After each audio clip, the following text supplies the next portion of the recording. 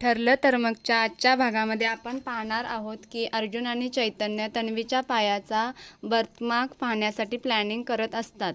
तेव्हा अर्जुन तन्वीला पैंजण गिफ्ट द्यायचं ठरवतो.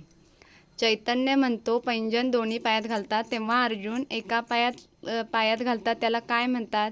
तेव्हा ते दोघेजण नेटवर बघून प्रियाला अँकलेट द्यायचं ठरवतात.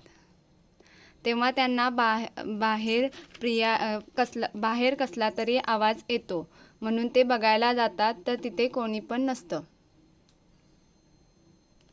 इकडे सायली प्रतिमा आत्यांना बोलायचं कसं ते शिकवत असते. तेव्हा तिथे पूर्णाजी आणि कल्पना येतात. त्यावेळी प्रतिमा बोर्डवर लिहिलेले वाचत असते माझे नाव प्रतिमा आहे. पूर्णाजी म्हणते प्रतिमा तर परत आली पण तिची स्मृती का परत नाही आली. तेव्हा सायली म्हणते की आपण प्रयत्न तर करत राहायचे आणि सायली मोबाईलवरून प्रतिमा आत्याला व्हॉइस नोट पाठवते. कल्पना म्हणते आपण प्रतिमाला एक मोबाईल घेऊन देऊ. इकडे अर्जुन आणि चैतन्य ऑनलाईन अँकलेट बघत असतात पण ते 4-5 दिवसांनी येणार असतात. त्यामुळे ते स्वतः बाहेरून आणायचं ठरवतात.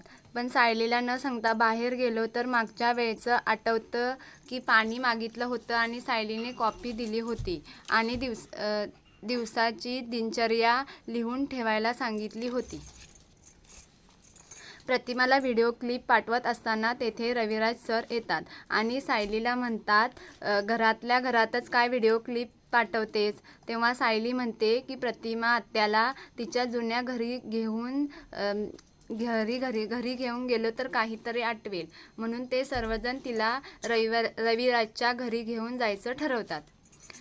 ज्यावेळी अँकलेट तन्वीच्या पायात घालायचं ठरलेलं असतं त्यावेळी सायलीला किचनमध्ये थांबवून ठेवायचं प्लॅनिंग करत असतात आणि ती जबाबदारी अर्जुन बॉस म्हणून चैतन्यला देतो. ते दोघेजण रूममधून खाली येत असताना दोघे पण एकदम बोलतात आणि चैतन्य म्हणतो की काय ट्युनिंग आहे. त्यानंतर सायली सांगते की आपण प्रतिमा आत्यांना घेऊन त्यांच्या घरी जायचं ठरवलं आहे. पूर्णाजी म्हणते की आपण इतके प्रयत्न करतोय प्रतिमाची स्मृती परत आणायला. त्यात हा एक अर्जुन आणि चैतन्य त्यांचा प्लॅन सांगायचं कॅन्सल करतात. सगळेजण प्रतिमा आत्याच्या रूममध्ये जातात पण प्रतिमा आत्याचे डोके दुखत असते.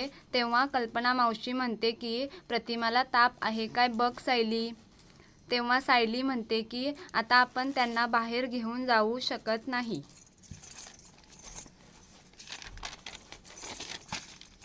पुढील भागात आपण पाहणार आहोत की अर्जुन तन्वीला अँकलेट घालत आहे पण मला वाटते अर्जुन आणि चैतन्यचे बोलणे तन्वीने ऐकले आहे आणि ती सावध झालेली